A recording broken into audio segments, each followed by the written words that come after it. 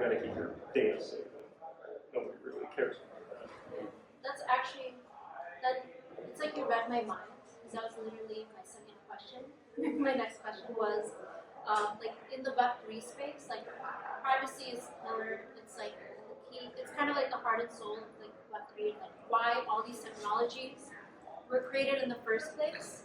And so like, how do you feel like with AI, like how do we kind of manage, kind of like intersect these two technologies while protecting our privacy as we use these technologies?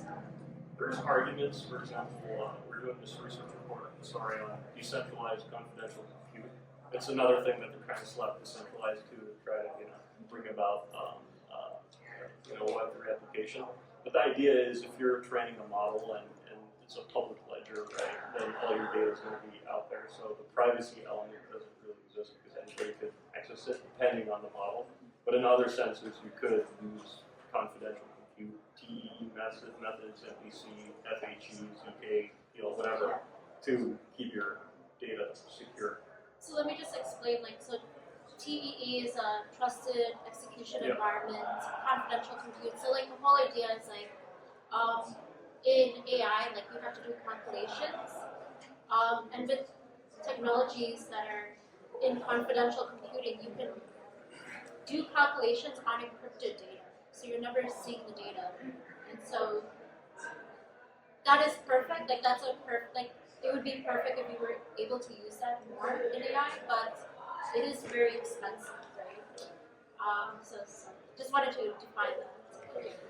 And it's very computationally inefficient, right? Yeah. Which is another problem. It's very costly and slow.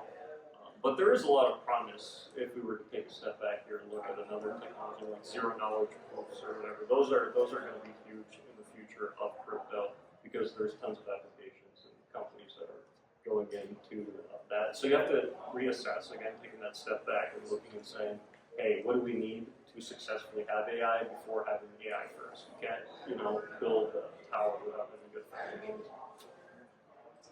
Yeah, I mean, I think one of the unfortunate things is that, like, most of the applications we have today don't have much privacy to it. You kind of look at the ethos of Bitcoin, like that was kind of basically, one of the key pillars was ownership and having kind of privacy over like your funds and pieces like that. So I think like where it comes potentially with like the crypto and AI sectors, like you're gonna first start seeing like hardcore people who don't want to have access to something like ChatGPT giving away all their data, something like privately run locally on distributed setting, and those are kind of maybe the first pieces of where like the privacy aspects come. And then over time, it might be a little bit difficult right now to see, but I think like there might be more privacy preserving manners going forward. I think Mohamed went into the different privacy methods that we see in Web3 in depth. So he did well there. But how they get executed is primarily through nodes. That's how we're typically seeing some projects implement elements of privacy preserving functionality for some of these underlying models, simply through decentralized nodes, offering users the ability to purchase nodes and then just run the computation and pass through some of the data, pass through some of the information through the nodes themselves. But another interesting portion of projects that we're seeing that is adjacent to privacy is verifiable inference.